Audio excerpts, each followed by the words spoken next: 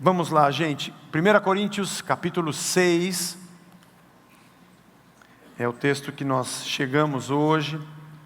Nós vamos partir do versículo número 12. Andamos bastante já na carta.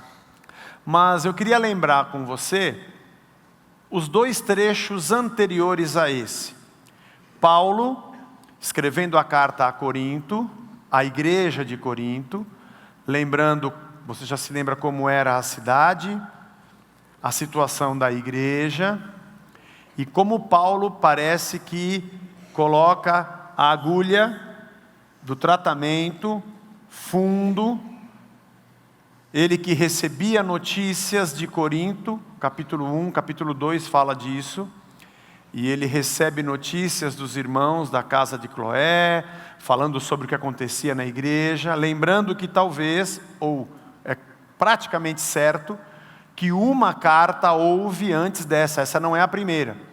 Alguns acreditam que houve duas cartas, mas uma pelo menos é certeza, porque ele diz, já vos escrevi antes. Então havia um relacionamento de Paulo com a igreja de Corinto e que também havia certa resistência de alguns líderes da igreja contra Paulo. Ele defende a sua autoridade, logo no início da carta. Mas ele entra mais fundo em alguns problemas. Vamos lembrar quais foram? 2 domingos atrás, ele fala sobre um caso sui generis e terrível de um cidadão que se deita com a própria madrasta. E ele alerta a igreja, o que está acontecendo com vocês aí? E ele pergunta por que é que vocês são tão orgulhosos em tratar esse caso, não querem que ninguém se meta. Aí a gente ficou aqui conjecturando, né? Se era uma pessoa importante, ou se talvez quem deveria tratar do problema também tinha os seus pecados com telhado de vidro, não queria tocar no assunto, mas a verdade é que a coisa estava meio degringolada ali dentro. E ele fala e alerta e exorta a igreja quanto à disciplina que deveria ser feita ali. Depois, no trecho seguinte, ele entra, que foi a semana passada, no tema de dois irmãos, que devia ser gente de posse, que tinham negócios e que estavam em litígio e que foram ao tribunal. E nós conversamos um pouco sobre o que Paulo diz.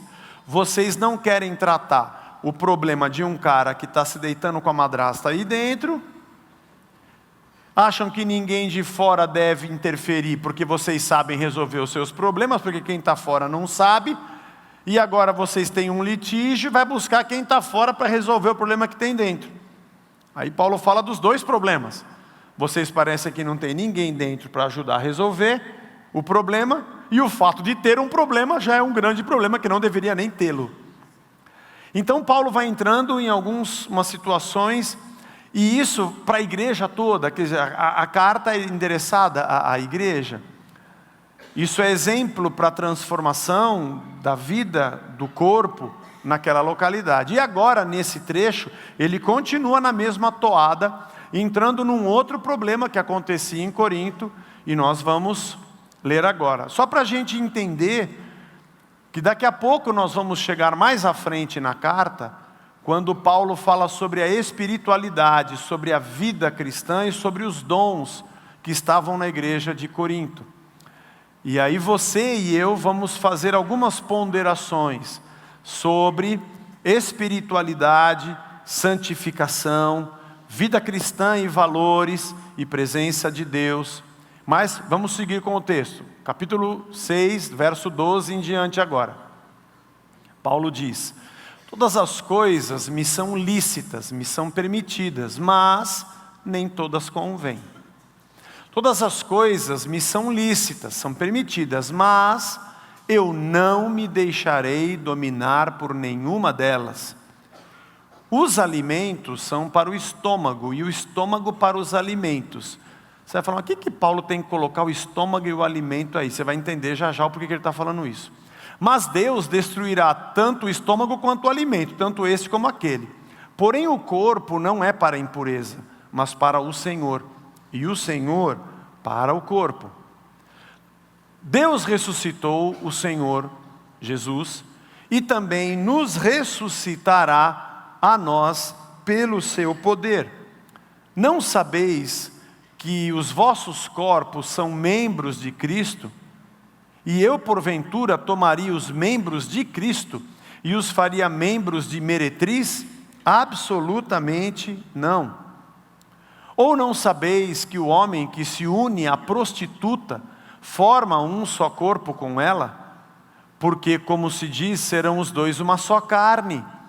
Mas aquele que se une ao Senhor é um só espírito com Ele. Fugi da impureza. Qualquer outro pecado que uma pessoa cometer é fora do corpo, mas aquele que pratica a imoralidade peca contra o próprio corpo. Acaso não sabeis que o vosso corpo é santuário do Espírito Santo, que está em vós, o qual tendes da parte de Deus, e que não sois de vós mesmos? Que interessante, né? Não sois de vós mesmos, vocês não pertencem mais a vocês, porque fostes comprados por preço. Agora, pois, glorificai a Deus no vosso corpo. Paulo é quem introduz a ideia da vida em Cristo. Ele é quem, falando sobre a fé, exemplifica a vida cristã como uma vida que acontece dentro de outra vida. A nossa vida se desenvolve na vida de Cristo, dentro da vida de Cristo, em Cristo. E o que somos, somos por transformação, porque fomos abraçados, absorvidos, trazidos para o seu corpo e pertencemos a Ele. Paulo também é quem discorre na sua teologia sobre a liberdade cristã. Nessa carta mesmo, lá para o capítulo 8, ele vai falar sobre que tipo de comida é permitido a comer ou não. Lembre-se que os judeus tinham os animais que deveriam ser comidos, os que não deveriam. Fora isso, a cultura dos ídolos, dos sacrifícios, se as comidas estavam contaminadas ou não. E Paulo é quem fala sobre a liberdade do cristão, a autoridade sobre essas coisas que são consagradas. Você só não faz se isso escandalizar alguém, mas se não for por isso, você pode comer. Nós acreditamos que é por isso que Paulo começa o trecho dizendo, é o seguinte, gente, você pode fazer qualquer coisa, mas nem tudo convém. Você pode fazer qualquer coisa, mas você não pode ser dominado por essas coisas. Porque a comida é feita para o estômago. É como se, o que nós entendemos é que esse assunto de comida e liberdade, ele já deveria ter dito isso em outra carta, ou mesmo quando passou por Corinto. O assunto de Paulo explicar sobre a liberdade no alimento já deveria ser conhecido pelos coríntios. Por isso que ele já vem dizendo, olha, quando eu falei para vocês sobre comida é uma coisa, não vai misturar. Uma coisa é uma coisa e outra coisa é outra coisa e vice-versa. Vamos entender. A comida é feita para o estômago e o estômago é feito para a comida. Mas não se esqueça que vai ter um dia que você não vai precisar mais comer e não vai precisar ter estômago. Os dois vão acabar. Mas o corpo é feito para Deus e Deus ocupa o corpo como seu templo. É diferente. E por que ele está dizendo isso? Ele está dizendo isso porque deveria ter uma espécie de slogan, um tipo de crença para os coríntios de que tudo pode, pô. Em parte, é possível também que nesse mundo greco-romano, onde as religiões gregas, junto com a sua filosofia, também ensinava que o importante é o conhecimento, é a gnose, é você saber. E pelo teu conhecimento e o teu desenvolvimento do conhecimento, você vai chegar a Deus. O corpo, a parte da matéria, isso aqui não serve para nada. Se você cair na gandaia, pouco importa. O que importa é você conhecer a filosofia e entender a criação, o mundo, as ciências. E isso também era comum naqueles dias, de que o cara era muito inteligente e se ele traísse a esposa, se envolvesse com prostituição, isso não teria problema, o corpo é só matéria. É provável, a gente não tem certeza se isso fazia parte do que Paulo estava combatendo aqui. E por outro lado tinha gente que fazia o contrário, que fazia flagelo do próprio corpo, achando que se auto-penitenciasse estaria mais perto de Deus. Na verdade, A gente tem ali uma confluência de religiões, tradições, como a gente sabe, de etnias diferentes, de culturas diferentes. Mas Paulo aqui vai pontuar bem firmemente o que é a nossa vida em Cristo. Porque depois do caso de alguém que deitou com a própria madrasta, depois do caso dele trazer à tona de dois caras que tinham um problema em litígio dentro da igreja, agora ele traz o caso da prostituição. E numa cidade onde isso era comum, onde num templo de Afrodite você tinha quase 1 milhar, uma centena, ou mais de uma centena de prostitutas. Dizem que tinham 1000 prostitutas cultuais na cidade. A gente não tem um número exato, mas é assim que a tradição da história diz. Você imagina quanta gente queria se converter a Afrodite nesta cidade, não é verdade? E Paulo então vai combater agora exatamente a porneia. Porneia é a palavra grega que nós traduzimos por impureza, por prostituição. É essa palavra que dá origem na nossa língua ao pornô, ao pornográfico, a porneia. A prostituição, ao pecado da impureza do sexo. E acho que a identidade do cristão vai sendo lembrada por Paulo no final desse trecho. E isso vale a pena a gente lembrar aqui. Para que é que nós fomos feitos e por que nós estamos aqui?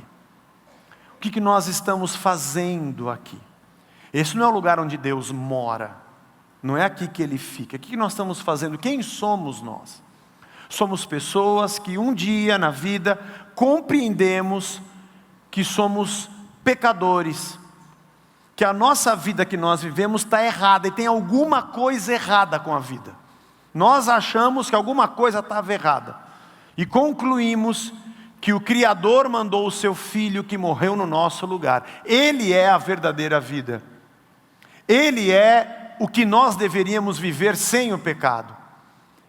Ele é o ser humano que eu e você deveríamos ser. Mas nós estamos mortos porque optamos pela vida sem Deus. Então o que a gente faz? A gente volta para Deus. E voltar para Deus é aceitar o que Cristo é. E a sua morte, o seu sacrifício, compraram a mim e a você. E agora nós pertencemos a Deus. Não somos mais de nós mesmos. Somos um povo de propriedade exclusiva de Deus. Agora eu e você pertencemos a Ele. Nós deixamos para trás o nosso eu. Nós negamos a nós mesmos. Carregamos a nossa cruz, que é a consequência da nossa morte no pecado sem Cristo e do pecado que luta contra nós. E sabemos que seguimos a Cristo nessa consciência. Todo dia nós nos arrependemos, nós aprendemos na sua palavra, o seu Espírito nos transforma e a gente vai deixando para trás o nosso velho homem e nós vamos obedecendo a Cristo na sua palavra porque compreendemos que ela é a própria vida. Temos uma luta de resistência contra o pecado? Temos uma tentação que puxa o nosso ventre para cometer aquilo que nos dá prazer? Sim, mas nós resistimos e dizemos não, porque compreendemos que somos dele. E aliás, já entendemos um dia que aquilo não é vida e nós fomos absorvidos pela verdadeira vida, que é Jesus Cristo. Nós pertencemos a ele. Aliás, quando a gente se junta aqui, é porque todos nós entendemos que pertencemos uns aos outros como membros de um mesmo corpo e pertencemos a Cristo, que é o cabeça, e todos nós o adoramos juntos e juntos somos edificados. E juntos também nós somos, é aqui que acontecem os dons, o que ensina, o que exorta, aquele que ora, o que se compadece, aquele que contribui. Nossas relações são relações abençoadoras. Nossa amizade é mais do que uma amizade. É de gente que tem Deus e eu me relaciono com alguém em quem Deus também está. A nossa relação nos autoedifica. Nossos exemplos de vida, de casais, de jovens, são ministérios de edificação para outro. Aliás, os nossos dons não são para nós, são para outros. E o que eu tenho aponta para alguém. Mas eu sei que pertenço a alguém, a um corpo e a um Deus, e sou parte dele. Que louco! Eu sou parte de Deus, eu não sou Deus, mas sou parte do seu corpo. Ele se fez cabeça, e eu tenho uma função dentro desse corpo, porque eu pertenço a este corpo, e pertenço a esse Deus. Eu tenho essa noção muito clara, eu não sou mais meu. Quando eu era garoto, a gente cantava essa música, não sou meu, ou não sou meu, bom Jesus, sou todo teu. Era assim um hino, não era um hino? Fala aí, irmão. É um hino do cantor cristão, não sou meu. Tinha um outro que dizia, mas eu lembro, não lembro muita coisa, irmão. É vaidade isso. Vaidade, e você já não lembra de tudo. Fomos comprados. Veja, se eu disser a você assim, você não precisa vir aqui para buscar Deus, porque Deus não está aqui. Você vai dizer para mim, sim. Então por que a gente vem? Pelo mesmo motivo que você não precisa estar dentro da tua casa para amar a sua esposa. Porque o seu casamento não é a sua casa, é a sua mulher e seus filhos. Bom, se não é a minha casa, eu não preciso ficar aqui. Eu posso estar transando com outra, mas eu amo a minha esposa. O fato da sua casa não ser o seu lar, o seu amor são as pessoas que estão ali, não significa que você não deve estar ali. Nós estamos aqui porque somos um corpo, porque temos prazer de nos encontrar, temos prazer de aprender juntos, temos prazer de glorificar a Deus juntos. Aqui se vê fisicamente o corpo invisível, junto e unido. E na nossa missão vemos esse corpo em movimento. E o Cristo que é o cabeça, que a gente não vê, pode ser visto na nossa comunhão e na nossa missão. Então a gente está aqui por um motivo de uma ligação, porque pertencemos uns aos outros e pertencemos a Deus. Com a consciência clara de que isso não é uma atitude mecânica de ir a um lugar, mas de ser o corpo.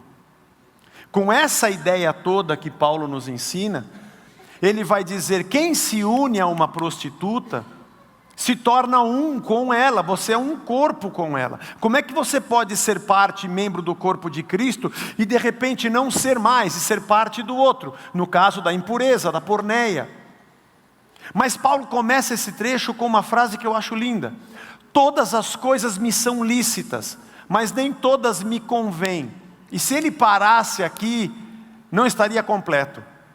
Ele repete, todas as coisas me são lícitas, mas eu não me deixarei dominar por nenhuma delas. Porque se ele apenas dissesse, não é lícito, você pode fazer, mas não convém, né? O conveniente é discutível. De acordo com a cultura, com a época, com a cidade, com os costumes. Pode ser que isso não seja conveniente lá, mas seja aqui. A questão não é apenas da conveniência, mas o que ele quer dizer com a conveniência é que não convém porque você pertence a alguém. Todas as coisas me são lícitas, mas eu não me deixarei dominar por nenhuma delas. E eu quero estacionar aqui um pouquinho. Domínio. Quem somos nós?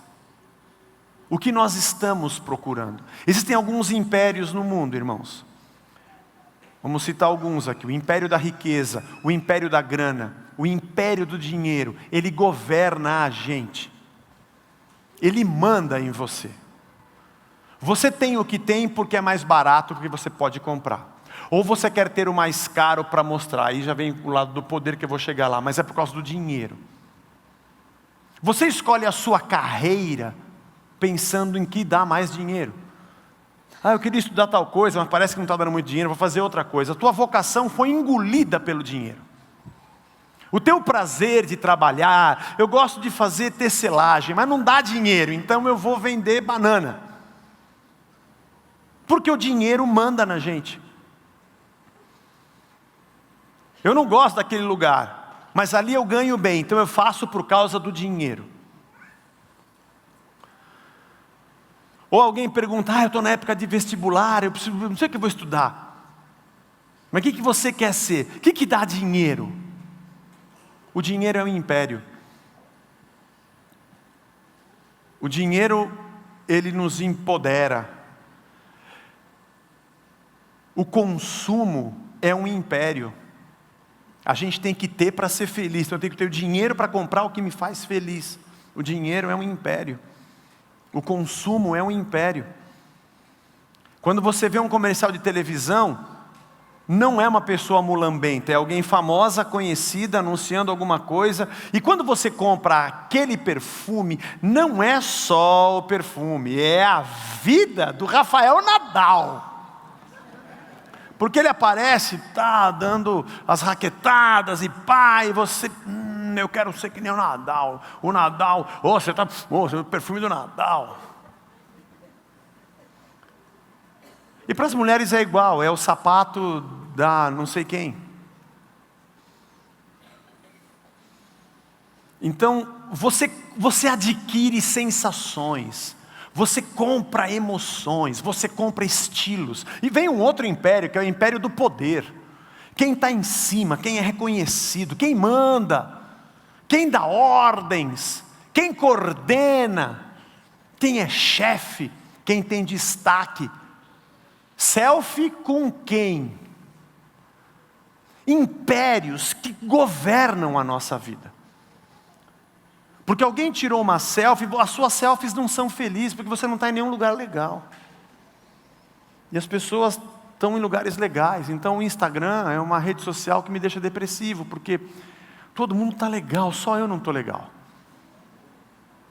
Aí o que você faz? Você precisa tirar uma foto legal, em algum lugar legal, para você postar.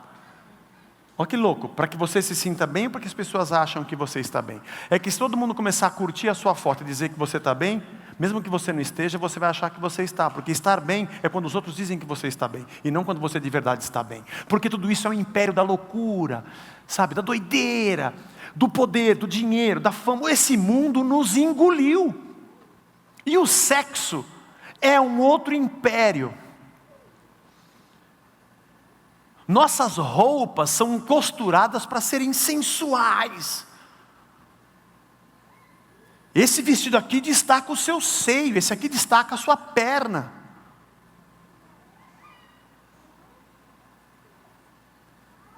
Esse aqui deixa a sua bunda mais arrebitada, esse aqui deixa... Não é assim, irmão? É.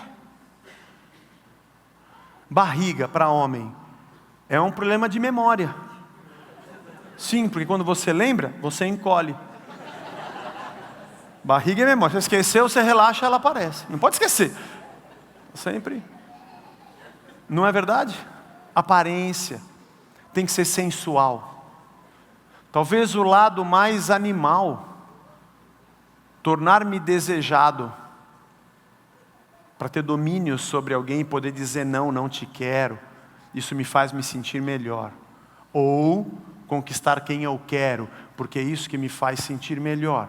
Quando Paulo diz, tudo me é lícito, mas eu não vou me deixar dominar por nenhuma delas. A Bíblia no Novo Testamento usa o verbo katakirio, que significa domínio. Se fazer senhor, porque a palavra kyrios é senhor. Katakirio é se tornar, se fazer senhor, se assenhorar. E no caso aqui, quando ele fala sobre nada tenha domínio sobre você, ele está usando a autoridade de alguém que te faz escravo. O problema não é se você pode ou não pode deitar com a meretriz. O problema é por que você está querendo, esse é o problema. Claro que nós diríamos que não pode, mas o problema, irmão, é que se eu disser para você aqui, nesse lugar, ó, isso aqui pode, Casa da Rocha, saia, acima do joelho, 5 centímetros, pode.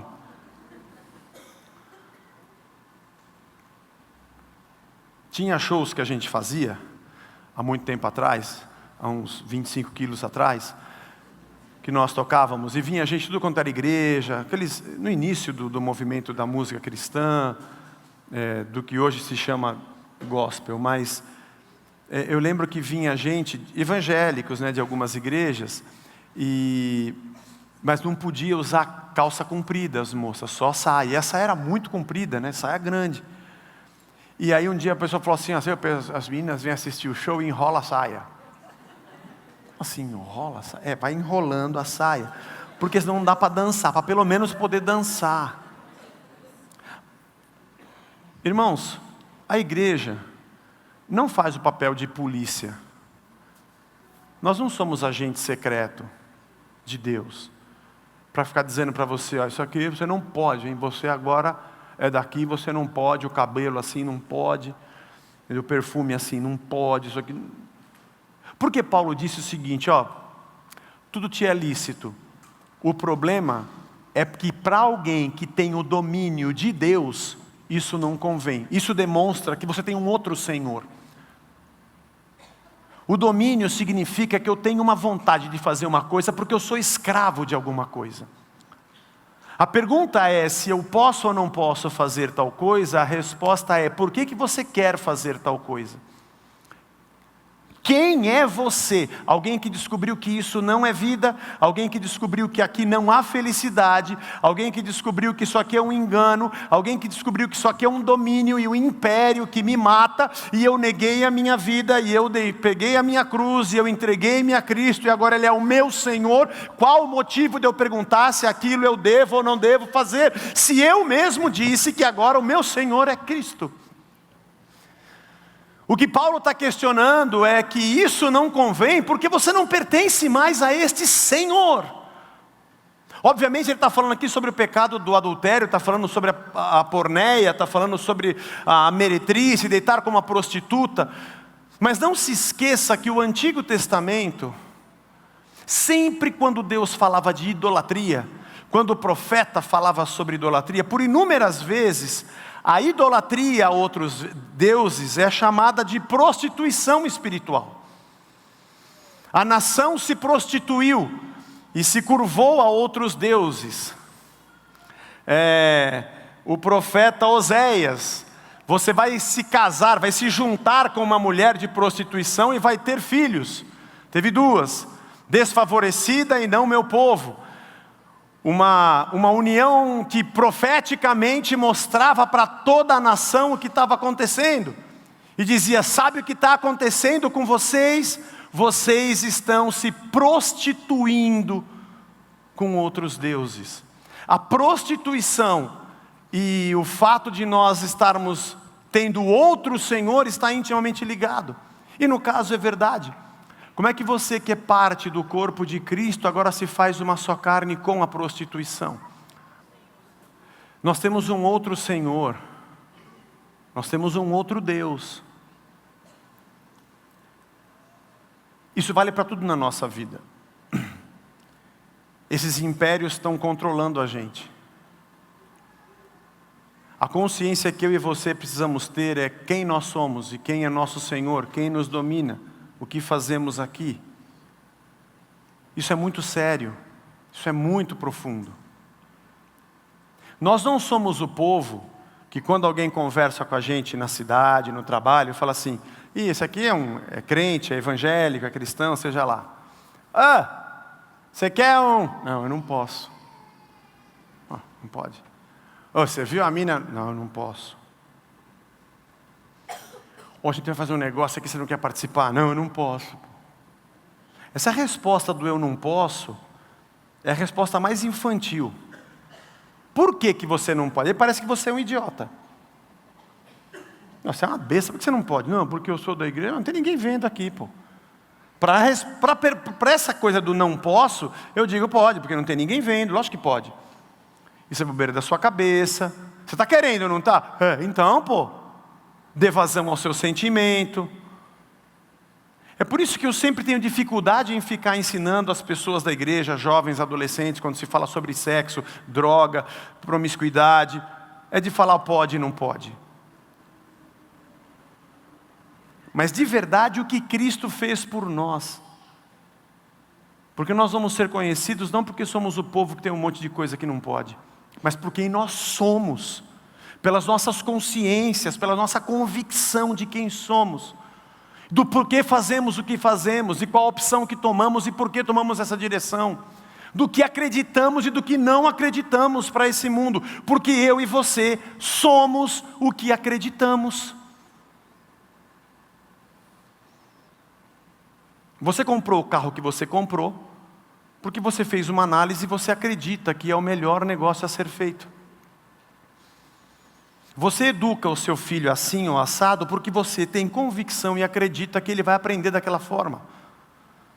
Você carrega convicções que são crenças. Você faz o que faz no tratamento com a sua esposa, você estudou o que você estudou, você tem um método de você trabalhar ou de estudar porque você acredita que aquilo seja o melhor. Você tem crenças e todos nós temos um conjunto de crenças, sejam elas religiosas ou não. Como nós nos comportamos, como nós trabalhamos, a nossa ética e a nossa moral está ligada a um conjunto de crenças, sejam elas religiosas ou não. Porque nós somos o fruto de tudo que nós acreditamos. E quando alguém diz para você, faça tal coisa, e você diz, eu não quero. Às vezes não é porque você não quer por uma questão de desejo, é porque você não é aquilo. Ou fica sentado, deixa a tiazinha de pé no metrô, eu não consigo. Porque eu não sou isso, eu não acredito nisso. Eu acredito que eu tenho que levantar e dizer para ela, sente a senhora. Você pode me chamar de tonto, mas não é porque eu não posso, não é porque eu sou obrigado, não é porque tem alguém olhando, é porque eu acredito nessa vida, seja uma crença religiosa ou não. Eu sou e faço o que eu acredito, porque eu acredito e aquilo determina o que eu sou, e é por isso que eu faço o que eu faço.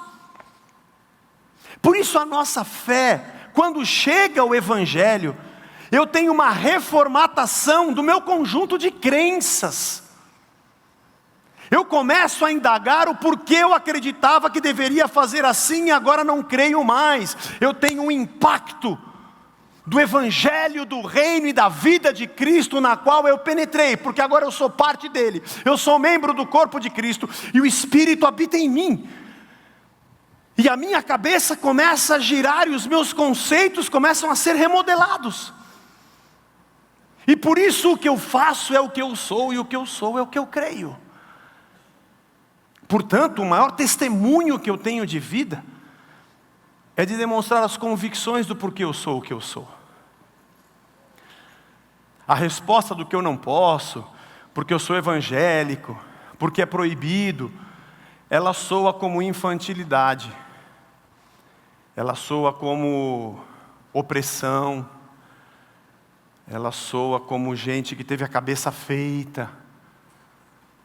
O pior é que a gente busca essas coisas. Nós buscamos alguém que faça a nossa cabeça. Nós buscamos alguém que nos dê um cabresto. Porque eu e você acreditamos que tudo que eu quero nesse mundo, eu consigo de Deus, se eu fizer o que Ele manda. Como é que ajoelha aqui? Como é que ora? Então eu quero ser subserviente a um pode e não pode, para que eu possa obter tudo que a minha ganância quer. Porque tanto aquele que quer o poder, quanto aquele que fica como um escravo, ambos querem a mesma coisa. Um quer o poder para ter tudo, e o outro se torna escravo para ter tudo, não porque acredita. Porque a subserviência é uma escravidão que lhe dá vantagens. Igrejas crescem assim, religiões crescem assim. O Evangelho nos emancipa, o Evangelho nos liberta da condição do senhorio das trevas, do império do sexo, da grana, do poder, da imagem, da fama, do domínio, da promiscuidade. E me diz que o meu verdadeiro prazer está na lei de Deus, que não é uma obrigação, é uma transformação. É o prazer de viver nele. E Paulo diz, não tem como. Tem gente aí dentro, se deitando com meretrizes, o outro com a própria madrasta, os outros dois brigando no tribunal. Vocês são parte do corpo de Cristo? Ou não? Porque senão, rasga a carta. Eu estou aqui falando com vocês, imaginando que aqui tem gente que disse não, e disse sim a Cristo. Se não, esquece a carta, relaxa. Não tem problema nenhum. Por isso que eu acho que o evangélico ou o cristão Ele é aquele que contribui com o todo na sociedade, com a sua cosmovisão, com o seu jeito de enxergar o mundo. Ele não é alguém que quer doutrinar o mundo. Você acha certo o Brasil aprovar a lei A, a lei B ou a lei C? A lei não é a igreja e o país não é a igreja. Eu posso contribuir com a minha visão de mundo, dizendo por que eu acho que deva ser assim ou assado. Mas eu não vou reger o Brasil como se eu fosse o dono de uma igreja. É por isso que tem muita gente se afastando do reino. Por causa desse império do domínio religioso. Paulo está dizendo, não se unam à meretriz. Qualquer outro pecado, isso é um trecho difícil de interpretar, é fora do corpo. Mas aquele que peca na imoralidade, peca contra o próprio corpo. Talvez de várias interpretações, uma bastante plausível que eu compreendi é porque esse pecado, o pecado da prostituição, que une o homem a uma prostituta e se torna uma só carne, nega o próprio corpo de Cristo. E nega a sua existência como corpo de Cristo. É contra o senhorio de Deus. A união com outro corpo nega a minha união com o corpo de Cristo. Então, jovens que estão com a libido no topo, vocês são de Cristo. Maridos, mulheres, vocês são de Cristo. O fato de nós sermos uma igreja tranquila, leve, uma liturgia sem muitos rituais, uma maneira simples de se vestir e de ser, não significa que a gente não crê no Evangelho. Não vai significar nunca que eu vou ficar correndo atrás de alguém para falar isso pode, isso não pode. Mas eu preciso te dizer que nisso que você está fazendo tem morte. E isso que você está fazendo é morte, foge disso. Fuja disso. E permita-se ser moldado pela palavra, pelo Espírito Santo. Não estou dizendo a você que não seja uma guerra, é uma guerra contra um grande império. Até para vender fósforo tem mulher pelada anunciando. Não tem como. O que eu quero dizer a você é que eu e você precisamos dizer, Senhor, eu não quero ser assenhorado pelo que esse mundo tem. Agora vamos explodir isso e extrapolar nesses últimos 2 minutos que a gente tem. Para toda a nossa vida, para qualquer um desses impérios. A pergunta que você tem que fazer a você mesmo é, isso aqui está me dominando? A pergunta é, eu consigo ficar sem? Eu ficaria numa boa se eu não fizesse? Ou eu me sinto escravo? Todas as coisas me são lícitas, mas não é lícito ter um outro domínio. Na verdade, um outro domínio é morte. Quantas coisas mudariam nas nossas relações, na nossa ganância, na nossa sexualidade, na nossa maneira de exercer o poder, na nossa justiça, na nossa compaixão generosa, na relação que temos com amigos, irmãos, família, filhos, pais, esposo, esposa.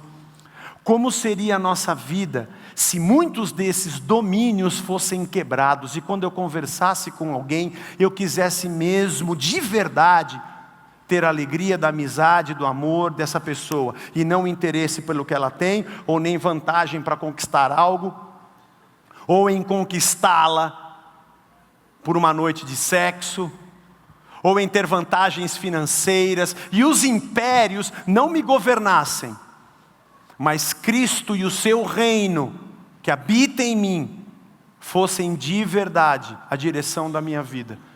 E quando eu me aproximasse de alguém, eu pudesse lembrá-la de que Cristo está vivo, e eu vivo nele. Como seria o nosso evangelismo? Porque entregar um folheto ou dizer Jesus te ama, pode até levar alguém a Cristo, eu não vou dizer que não. Mas as nossas atitudes negam as nossas palavras. E a imagem que o Brasil tem do evangélico não é pelo folheto que ele entrega, mas é pelas coisas que ele faz. E a vontade de se aproximar do reino não é pelo que se prega na TV, porque aliás a TV e a rádio estão cheios de pregadores, mas é pelo exemplo de vida que é dado. Se o exemplo de vida diz que tem um rei verdadeiro que reina, ou se o exemplo diz que eu tenho outros interesses por trás, que me governam e que me dominam. Esse assunto é muito profundo. E Paulo, tratando de um caso de adultério ou de pessoas que buscavam meretrizes na cidade, ele está chacoalhando toda a vida cristã daquela igreja. Aliás, já emendando com o que aconteceu no trecho anterior, com o litígio de 2 irmãos, ou com o outro que se deitava com a sua própria madrasta, ele está chacoalhando a igreja e dizendo: escuta, é do Senhor mesmo que a gente está falando, o endereço está certo, essa igreja é corpo de Cristo, é parte do reino, e isso chega para nós. Que Deus nos abençoe a vencer a nossa guerra pessoal contra a carne, contra esses impérios, contra esses governos e domínios. Deus tenha misericórdia de nós. Irmão, tudo o que você puder fazer, busque ajuda, busque conselho, oração, mergulhe você nas Escrituras e na oração. Como Paulo vai dizer em outro trecho, esmurra o seu próprio corpo, diga não para você. Mas se você descobriu que essa não é a vida, e você se entregou a Cristo, mergulhe na vida que é o próprio Jesus. E todas as nossas relações e a nossa missão vai ser afirmada pela atitude que a gente tomou. E Deus nos abençoe. O mundo está muito doido, gente. O mundo está muito triste. A violência e a maldade não tem Copa do Mundo que apague. Não tem carnaval. Não tem. Você entrar num noticiário, você vê imagens pela internet, você vê a maldade do homem nas ruas. O mundo sem a referência de Deus absoluta. O mundo autorreferente na sua transformação e sempre para degradação, está cada vez pior. A igreja de Cristo é uma alternativa para um mundo que vive no caos e não tem sentido nenhum. E é a verdade que se a gente conhecer, a gente vai ser livre. Se algum dia tivéssemos que falar sobre batalha espiritual, esse é o centro. Não é o demônio que age não sei aonde, é o que age aqui e aí, ó. Esse é o pior, o resto é só consequência. Deus nos abençoe. Vamos orar nessa manhã e falar: Deus, nos dá força. Talvez o primeiro passo da oração seja: Deus, me perdoa, tem misericórdia do que eu estou fazendo. E me fortalece que a minha vida seja de verdade em Cristo. Nós sejamos de verdade servos de um único Senhor, que molda tudo o que a gente pensa, que a gente crê, e por isso a gente é o que a gente é. Vamos ficar de pé, vamos orar.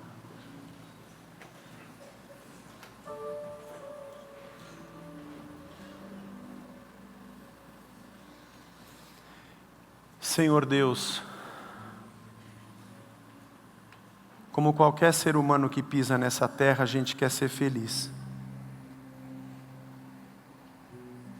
Livra-nos do engano, da gente buscar felicidade no poder, no dinheiro, no sexo, na ganância, no domínio.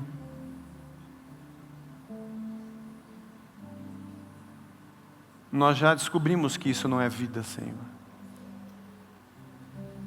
Então nessa manhã nós te pedimos perdão. Perdão por tentarmos de novo buscar alegria naquilo que não é. Talvez porque estamos depressivos, agoniados, angustiados. O império do poder e do domínio está dominando a gente não consegue esperar e nem descansar nos teus braços. Nos perdoa, Senhor, porque esses estudos em Corinto têm nos feito enxergar a nós mesmos e nós precisamos de arrependimento, Senhor. Perdoa o nosso pecado. A sensualidade, Senhor, e o sexo é um império que está na TV, está nas ruas, está na nossa frente, Senhor. Está no telefone, está na internet. Tem misericórdia de nós.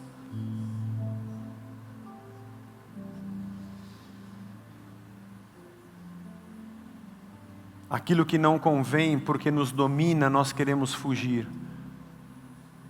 E eu te peço que o Senhor nos fortaleça a resistirmos o mal, porque sabemos que é morte. A nos santificarmos pela Tua Palavra, e que a Tua Palavra viva entre na nossa alma, como uma espada de 2 gumes, que o Senhor possa podar essa videira e corta aquilo que não está sendo frutífero, Senhor. Tem misericórdia de nós, para que possamos dar muito fruto, e o nosso fruto permaneça. Ensina-nos a cada dia, Senhor. Criar os nossos filhos nesse mundo é muito difícil, Senhor. Para dizer a verdade, nós não sabemos o que fazer. Nós vamos seguir o que a Tua Palavra diz, nós vamos viver o Teu Evangelho, sermos transformados e ensinarmos os nossos filhos a viverem assim no meio desse mundo corrompido, onde todos os dias eles são cooptados pelo dinheiro, pela riqueza, pelo poder, pelo sexo. Senhor, renova a nossa alegria, o nosso prazer na Tua comunhão. Glorifica o Teu nome na nossa carne, no nosso corpo, no nosso viver. E que aqui, Senhor, nós sejamos de verdade a união daqueles que disseram não. Com toda a nossa maneira leve e tranquila de vivermos, mas de compromisso profundo com Cristo, com o Teu Evangelho. Lava-nos com o Teu sangue, purifica-nos, Senhor. E a Tua graça toque nossos lares, nosso trabalho, nossa vida, nossa missão. Cuida de nós, Senhor. Cuida de nós.